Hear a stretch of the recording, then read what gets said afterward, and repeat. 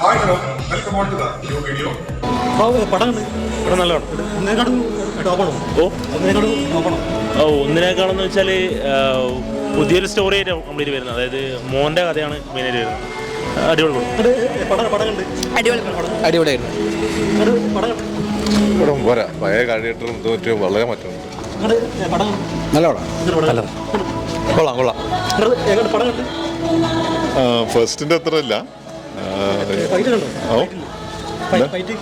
It's good. നല്ല മൂവിയാണ്.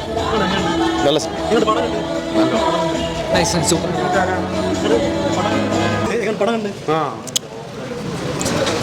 പടം തെറ്റില്ല. Very good.